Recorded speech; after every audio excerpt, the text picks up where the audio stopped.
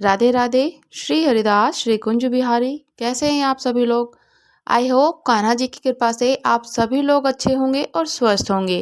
प्रत्येक शनिवार के महाराज की व्रत कथा अवश्य सुननी चाहिए। शनिवार व्रत की कथा, संपूर्ण शनिवार व्रत कथाएं जो कि सुनने से घर में सुख शांति, धन वैभव, लक्ष्मी और शनि महाराज की कृपा बनी रहती है। शनिवार के व्रत की कथा और शनिवार के व्रत को पढ़ने और सुनने वाली संपूर्ण कथाएं। एक ब्राह्मण पूजा पाठ करने जा रहा था। उसे रास्ते में शनि महाराज मिल गए। तो ब्राह्मण बोलता है कि हे शनिचर महाराज, आप कहाँ जा रहे हो? शनिचर महाराज बोल देते हैं कि मैं राजा को लगने जा रहा हूँ।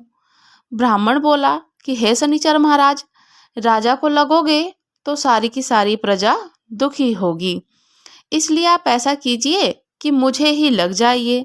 आप राजा को लगेंगे तो हम सारी प्रजा दुखी हो जाएंगे, तो आप मुझे लग जाइए।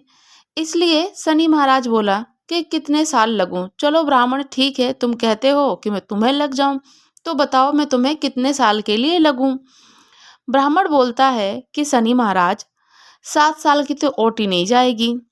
7 साल आप लगोगे तो मुझसे वो ओटी ना जाए, मैं उसे नहीं सह सकता। अगर आप 5 साल के लिए लगोगे तो वो भी नहीं ओटी जाएगी, मेरे पे वो भी नहीं सही जाएगी। अगर आप 2.5 साल के लिए लगते हो तो वो भी ओटी नहीं जाएगी। मैं अब बताओ आप कैसे करूं? तो शनि महाराज बोलते हैं कि मैं कितने टाइम के लिए लगूं, तो मैं कितने समय के लिए लगूं?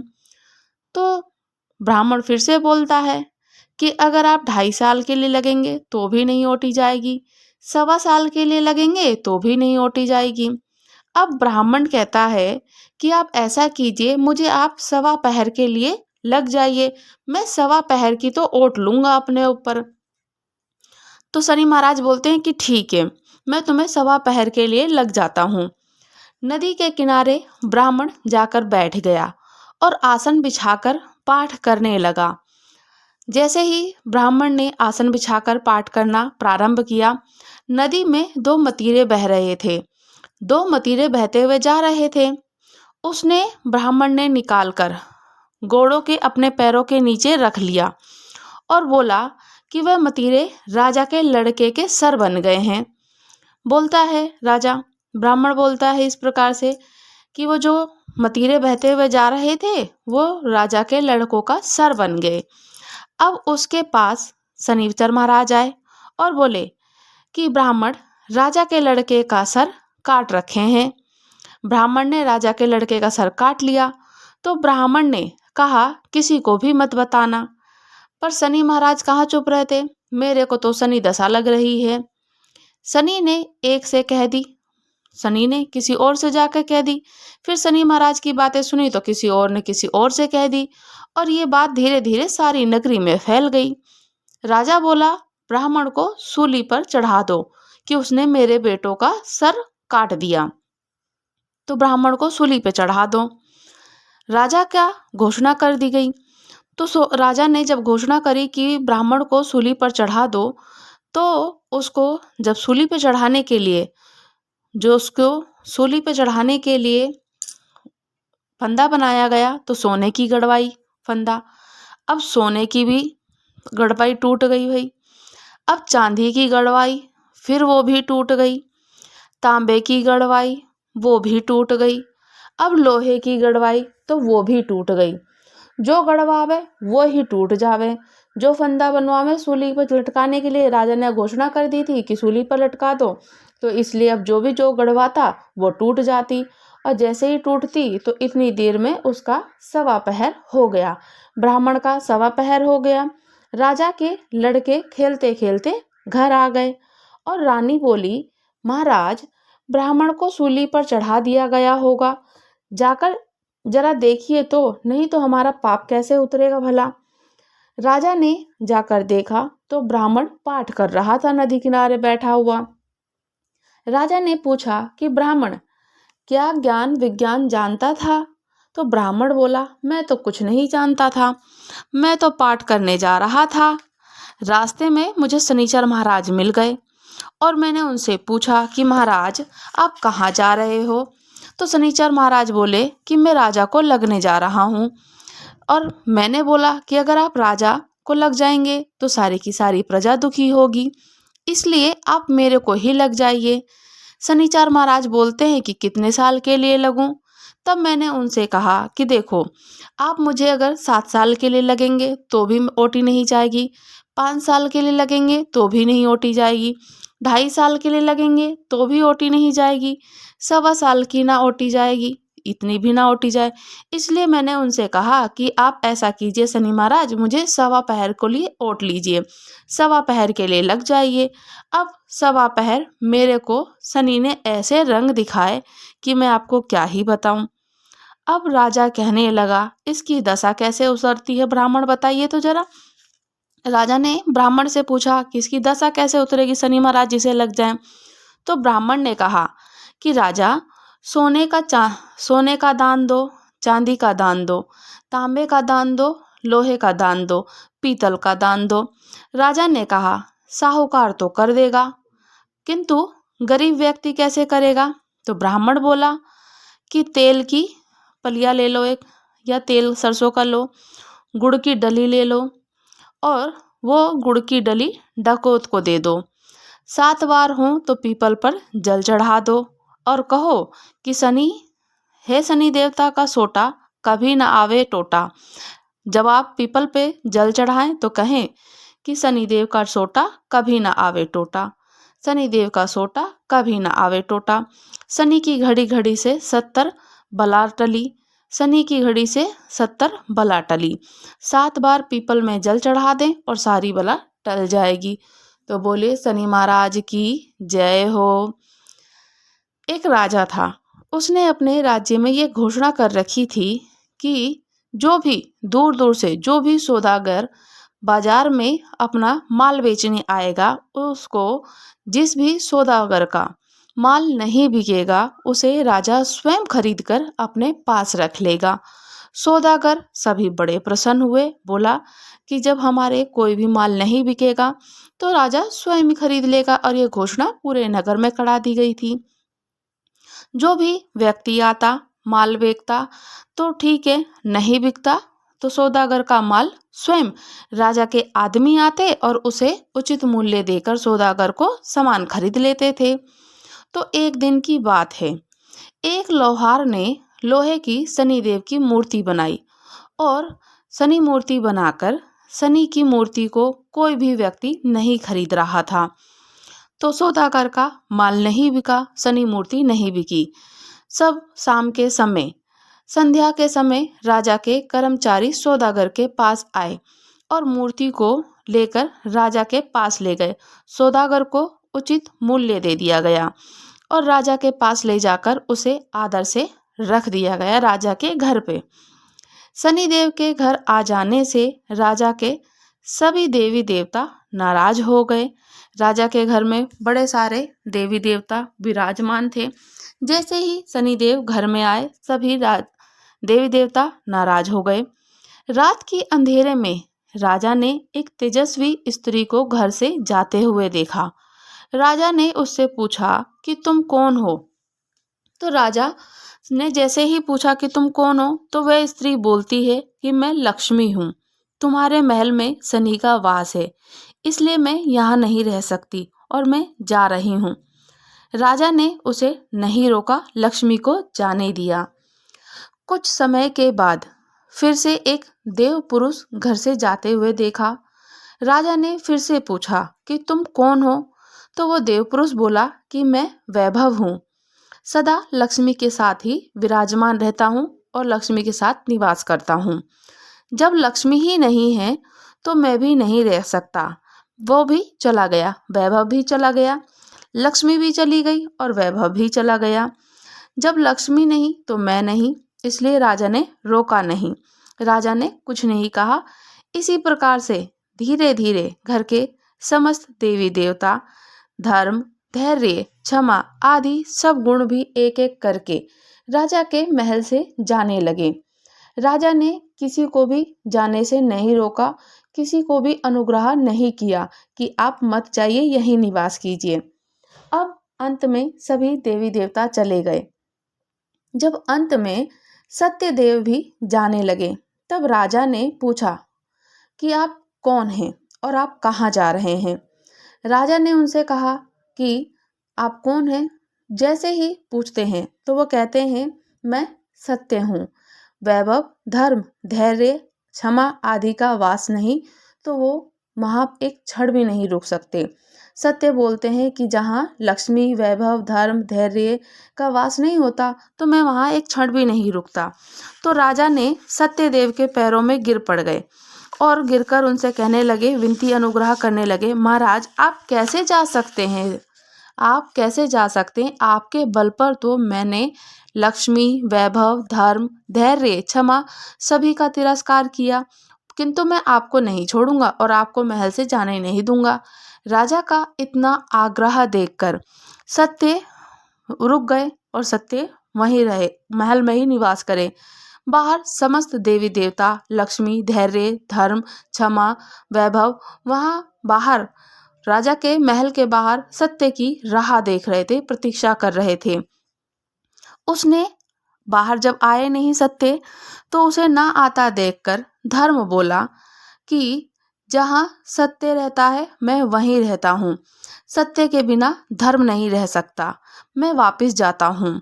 धर्म के पीछे पीछे क्षमा, वैभव, लक्ष्मी, धैर्य सभी लौट आए और राजा से कहने लगते हैं कि तुम्हारे सत्य प्रेम के कारण ही हमें लौटना पड़ा है।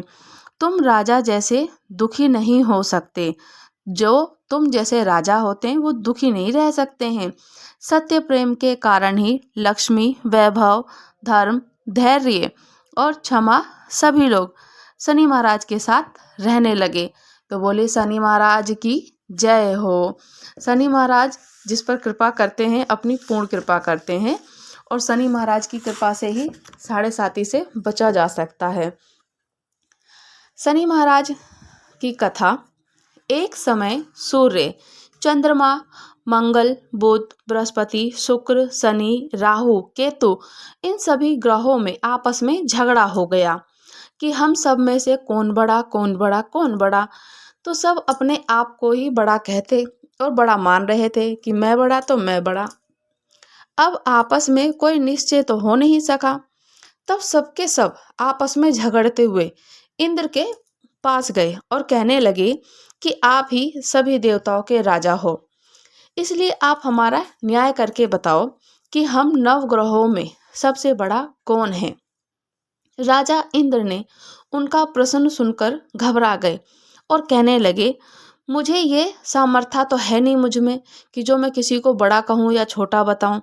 मैं अपने मुख से कुछ नहीं कह सकता हूँ। हाँ, एक उपाय हो सकता है जरूर कि इस समय पृथ्वी पर राजा विक्रमादित्य दूसरे के दुखों का निवारण करने वाला है, इसलिए तुम सब मिलकर उन्हीं के पास चलो, वही तुम्हारे दुखों का निवारण करेंगे।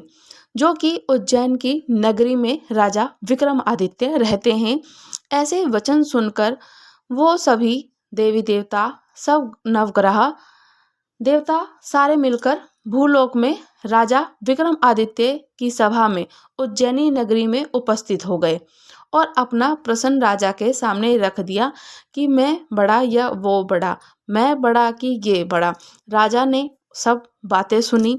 राजा की बातें सुनकर, सभी लोगों की बातें सुनकर राजा बड़ी चिंता में पड़ गए और चिंता मगन होकर विचार करने लगे कि अपने मुख से मैं किसको बड़ा कहूँ और किसको छोटा कहूँ। जिसको मैंने अगर छोटा बोला तो वही क्रोध करेगा। परंतु उनका झगड़ा निपटाने के लिए राजा विक्रमादित्य ने एक उपाय सोचा। राजा विक्रमादित्य ने सोना, चांदी, कांसा, पीतल, सीसा, रंगा, जस्ता, अभ्रक और लोहे नवग्रहों धातुओं के 9 आसन बनवाए और सबके सब आसन से बनवा करके विश्वकर्मा जी से कहे कि आप इनके लिए नवग्रहों का आसन बनाइए। तो विश्वकर्मा जी ने 9 आसन नवग्रह बनाए। सब आसनों को क्रम से, जैसे सोना, चांदी पहले सबसे रखा गया, सोने के पीछे रखा गया उसके सोने के पीछे बिछा दिया गया। सभी को नवग्रहों के अनुसार रख दिया गया आसन को। सब ग्रह से कहा कि अब आप अपने अपने आसनों पर स्वयं बैठ जाइए।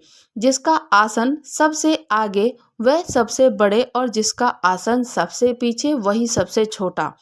जानिए, क्योंकि लोहा सबसे पीछे ही था और शनिदेव का आसन था, इसलिए शनिदेव ने समझ लिया कि राजा ने मुझको सबके सामने छोटा बना दिया और मुझे छोटा कह दिया। इस पर शनि को बड़ा ही क्रोध आया और कहा कि राजा, तू मेरे पराक्रम को नहीं जानता। राजा विक्रमादित्य, तू मेरे पराक्रम को नहीं जानता। मैं जिसे लगता हूँ तो 7.5 लगती ही लगती है। सूर्य एक राशि पर 1 महीना, चंद्रमा 2.25 महीना, मंगल 1.5 महीना, बृहस्पति 13 महीना, बुध और शुक्र 1 महीना, परंतु मैं एक राशि पर 2.5 या 7.5 साल तक रहता हूँ। जिसको भी मैं लग जाऊं 2.5 साल और 7.5 साल तक, उससे पहले नहीं हटता। बड़े बड़े देवताओं को भी मैंने भीषण दुख दिया है। जैसे सुनो राम, कहते हैं राजन सुनो, राम जी को 7.5 आई और वो वनवासी हो गए। रावण पर जब आई तो राम और लक्ष्मण ने सेना लेकर लंका पर चढ़ाई कर दी थी। रावण के कुल का नाश कर दिया मैंने। हे राजा विक्रमादित्य, अब तुम सावधान रहना। राजा कहने लगा, जो कुछ भाग्य में होगा देखा जाएगा। उसके बाद अन्य ग्रह तो प्रसन्नता के साथ चले गए, परंतु शनिदेव बड़े क्रोध के साथ वहां से सिधारे और कुछ काल व्यतीत हो जाने पर जब राजा को 7.5 की दशा आई तो शनिदेव घोड़े के सौदागर बन गए और अनेक सुंदर घोड़ों के साथ राजा की राजधानी में आए। जब राजा ने सौदागर आने की खबर सुनी तो वह अश्वपाल को अच्छे अच्छे घोड़े खरीदने के लिए आज्ञा दे दी कि जाओ कुछ अच्छे से और सुंदर से घोड़े खरीद के लाओ। अश्वपाल ऐसी अच्छी नस्ल के घोड़े देखकर और उनका मूल्य सुनकर चकित हो गया और तुरंत ही राजा को खबर दे दी। राजा ने घोड़ों को देखकर एक अच्छा सा घोड़ा चुनकर सवारी के लिए चढ़ दिया और उस पर सवारी करने के लिए चल दिया। राजा ने घोड़े की पीठ पर चढ़ते ही घोड़ा जोर से भाग गया। जैसे राजा घोड़े की पीठ पर बैठा, घोड़ा बहुत तेजी से भागा। घोड़ा बहुत दूर तक एक बड़े से जंगल में जाकर कहा, राजा, यदि तेरे भाग्य में ऐसा ही बड़े से जंगल में जाकर उसको छोड़ दिया और घोड़ा अंतर्ध्यान हो गया, क्योंकि वो तो स्वयं शनि महाराज थे। इसके बाद राजा अकेला जंगल में भटकता भटकता रहा। कुछ देर के बाद राजा ने जब देखा कि बहुत दूर आ गया, उसे बहुत भूख और प्यास लगी। दुखी होकर राजा जंगल में भटकते भटकते एक गवाले को देखा। गवाले ने राजा को प्यास से व्याकुल देखकर पानी पिला दिया। राजा की अंगुली में एक अंगूठी थी, उसे निकालकर राजा ने गवाले को प्रसन्नता के साथ दे दी और शहर की ओर को जाने का रास्ता पूछा। राजा शहर की ओर चल दिया। राजा शहर में पहुंचकर एक सेठ की दुकान पर जाकर बैठ गया और अपने आप को उज्जैन का राजा विक्रमादित्य बताने लगा और अपना नाम बताया। सेठ ने उसको कुलीन मनुष्य समझकर जल आदि पिला दिया। भाग्यवश उस दिन सेठ की दुकान पर बिक्री बहुत अधिक हुई थी। तब सेठ उसको भाग्यवान पुरुष समझकर भोजन कराने के लिए अपने साथ ले गया अपने घर। भोजन कराते समय राजा ने आश्चर्य की बात देखी कि उसकी रानी का हार खूंटी पर लटका हुआ था और वह खूंटी उस हार को स्वयं निकल गई। तो भोजन के पश्चात कमरे में आने पर जब सेठ को वो खूंटी पर हार नहीं दिखाई दिया तो सबने यही निश्चय किया कि इसके सिवा किसी और ने नहीं लिया, क्योंकि यही कमरे में अकेले भोजन कर रहा था, अतः अवश्य उसी ने हार को चोरी किया। परंतु विक्रमादित्य ने हार लेने से मना कर दिया, क्योंकि उन्होंने नहीं चुराया। इस पर 5-7 आदमी इकट्ठे होकर उसको सभी लोग राजा के पास ले गए। राजा ने उसको राजा के सामने उपस्थित कर दिया। उपस्थित कर दिया और कहा कि ये आदमी तो भला प्रतीत होता है पर चोर मालूम नहीं होता, परंतु सेठ का कहना है कि इसके सिवाय कोई और नहीं आया, अवश्य ही इसने हार चोरी करा है। तब राजा ने आज्ञा दी इसके हाथ पैर काटकर चौरंगिया किया जाए और राजा की आज्ञा का तुरंत पालन किया जाए और विक्रमादित्य के हाथ पैर काट दिए गए। इस प्रकार कुछ काल व्यतीत होने पर एक तेली उसको अपने घर ले गया और कोल्हू को उसके ऊपर बिठाकर विक्रमादित्य से बैठा हुआ जुबान से बैल हाँकता रहा। विक्रमादित्य से कोल्हू बैल चलवाता और तेल पिलवाता। शनि की दशा समाप्त हो गई और एक रात को वर्षा ऋतु के समय वह मल्हार राग गाने लगा। राजा विक्रमादित्य उसका गाना सुनकर उस शहर के राजा की कन्या उस मल्हार राग पर मोहित हो गई और दासी को खबर लेने के लिए भेजा कि शहर में कौन मल्हार गा रहा है। दासी सारे शहर में फिरती फिरती क्या देखती है कि तेली के घर में चौरंगिया उसके हाथ पैर काट दिए, तो वही मल्हार गा रहा है राजा विक्रमादित्य। दासी ने महल में आकर राजकुमारी को सब वृतांत सुना दिया। सब उसी क्षण राजकुमारी ने अपने मन में ये प्रण कर लिया कि चाहे कुछ भी हो मैं इसी से ही विवाह करूंगी। प्रातःकाल होते ही जब दासी ने राजकुमारी को जगाना चाहा तो राजकुमारी अनशन व्रत लेकर पड़ी रही। तब दासी ने रानी के पास जाकर राजकुमारी के उन ना उठने का वृतांत कह दिया। रानी ने तुरंत ही वहां पर आकर राजकुमारी को जगाया और उसके दुख का कारण पूछा।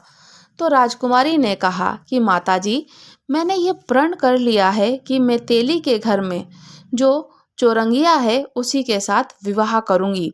माता ने कहा, पगली, ये क्या बात कर रही है? तुझको किसी देश के राजा के साथ विवाह करना चाहिए। कन्या कहने लगी, माताजी, मैं अपने प्राण कभी नहीं तोड़ूंगी। मैं अपना जो प्रण है कभी नहीं तोड़ूंगी, नहीं तो प्राण त्याग दूंगी। माता ने चिंतित होकर ये बात राजा को बताई। जब राजा ने भी आकर ये समझाया कि मैं अभी देश देशांतर में अपने दूत भेजकर सुयोग्य वर तुम्हारे लिए रूपवान और बड़े बड़े गुणी राजा के साथ तुम्हारा विवाह करूंगा, तो ऐसी बात को तुम कभी नहीं विचारनी चाहिए। मैं तुम्हें कहता हूँ कि तुम्हारे लिए एक रूपवान और सुंदर सा पुरुष रूपवर देखूंगा। कन्या ने कहा, पिताजी, मैं अपने प्राण त्याग दूंगी परंतु दूसरे से विवाह नहीं करूंगी। इतना सुनकर राजा ने क्रोध से कहा, यदि तेरे भाग्य में ऐसा ही लिखा है तो जैसी तेरी इच्छा वैसा ही कर। राजा ने तेली को बुलाकर कहा, तेरे घर में जो चौरंगिया है उसके साथ में अपनी कन्या का विवाह करना चाहता हूँ। तेली ने कहा कि ये कैसे हो सकता है? कहाँ आप और कहाँ वो, बताइए तो हमारे राजा और कहाँ एक नीच तेली। परंतु राजा ने कहा कि भाग्य का लिखा कोई नहीं टाल सकता, अपने घर जाकर विवाह की तैयारी कर। राजा ने उसी समय तोरण और बंधनवार लगवाया और अपनी राजकुमारी का विवाह चौरंगिया राजा विक्रमादित्य से करा दिया। रात्रि को जब विक्रमादित्य राजकुमारी महल में सोए तो आधी रात के समय शनिदेव ने विक्रमादित्य को स्वप्न में कहा, राजा, कहो, मुझको छोटा बतलाकर तुमने कितना दुख उठाया, बोलो बोलो। राजा ने क्षमा मांगी। राजा विक्रमादित्य कहते हैं, शनिदेव ने प्रसन्न होकर विक्रमादित्य को हाथ और पैर भी दे दिए। तब राजा ने कहा, महाराज, मेरी प्रार्थना को स्वीकार करें। जैसा दुख आपने मुझे दिया वैसा दुख आप किसी को भी ना दें। शनिदेव ने कहा कि तुम्हारी ये प्रार्थना मैं स्वीकार करता हूँ। जो मनुष्य मेरी कथा सुनेगा या कहेगा उसको मेरी दशा कभी नहीं लगेगी। जो नित्य ही मेरा ध्यान करेगा, चींटियों को भोजन खिलाएगा, आटा डालेगा, उसके सब मनोरथ पूर्ण होंगे। पीपल में जल चढ़ाएगा, तेल चढ़ाएगा, उसको कभी शनि नहीं लगेगा। और इतना कहकर शनि महाराज अपने धाम को चले गए। राजकुमारी की आंख खुली। उसने कहा कि हाथ पांव देखकर, राजा के सही सलामत हाथ पांव को देखकर राजकुमारी बड़ी आश्चर्यचकित हुई और उसको देखकर राजा ने अपनी समस्त हाल कह सुनाया कि मैं उज्जैन नगरी का राजा विक्रमादित्य हूँ। ये बात सुनकर राजकुमारी अत्यंत अत्यंत प्रसन्न हुई और प्रातःकाल राजकुमारी उसकी सखियों ने पूछा कि अपने पति का समस्त वृतांत कह सुनाया। तब सबने प्रसन्नता का प्रकट और कोई ठिकाना नहीं रहा। कहा कि ईश्वर ने आपकी मनोकामना पूर्ण कर दी है। जब उस सेठ ने ये बात सुनी तो वह विक्रमादित्य के पास आया और राजा विक्रमादित्य की पैरों में गिरकर क्षमा मांगने लगा। कहा कि आप तो मेरे चोरी का हार लिया था, तो मुझे ऐसा लगा कि आपने ही लिया है, जो कि मैंने आप पे चोरी का झूठा दोष लगाया। आप कृपया करके मुझे दंड दे। राजा ने कहा, मुझ पर शनिदेव का कोप था, इसी कारण ये सब दुख मुझे प्राप्त हुआ। इसमें तुम्हारा कोई दोष नहीं है, तुम अपने घर को जाकर अपना कार्य करो। सेठ बोला कि मुझे तभी शांति होगी जब आप मेरे घर चलेंगे और प्रीतिपूर्वक भोजन करेंगे, तभी मुझे शांति प्रतीत होगी। राजा ने कहा कि जैसे आपकी मर्जी वैसा ही करें। सेठ ने अपने घर जाकर अनेक प्रकार के सुंदर भोजन बनाए। राजा विक्रमादित्य को प्रतिभोज करा दिया। जिस समय विक्रमादित्य भोजन कर रहे थे, एकांत में आश्चर्य और अत्यंत आश्चर्य की बात सबको दिखाई दी कि जो खूंटी पर हार था, जो खूंटी हार निकल गई थी, वो हार खुद ही खूंटी ने उगल दिया। जब भोजन समाप्त हो गया तो सेठ ने हाथ जोड़कर बहुत सी मोहरें राजा को भेंट कर दी। कहा कि मेरे श्री कंवर नामक एक कन्या है और उसका पाणी ग्रहण आप कर लीजिए। इसके बाद सेठ ने उसकी कन्या से विवाह किया। राजा विक्रमादित्य के साथ उसकी सेठ की कन्या का भी विवाह हुआ और बहुत सारा दान दहेज देकर विदा किया। इस प्रकार कुछ दिन तक वहां निवास करने के उपरांत राजा विक्रमादित्य ने शहर के राजा से कहा, अब मेरी उज्जैन जाने की इच्छा है। फिर कुछ दिन के बाद विदा लेकर राजकुमारी मन भावनी सेठ की कन्या श्री कंवरी दोनों जगह के दहेज और प्राप्त अनेक दास दासी और उनकी पालिकाएं सहित विक्रमादित्य उज्जैन की तरफ चल दिए। जब शहर के निकट पहुंचे तो निकटवासियों ने पूर्ववासियों ने राजा के आने के बारे में सुना तो समस्त उज्जैन की प्रजा अगवानी के लिए आई।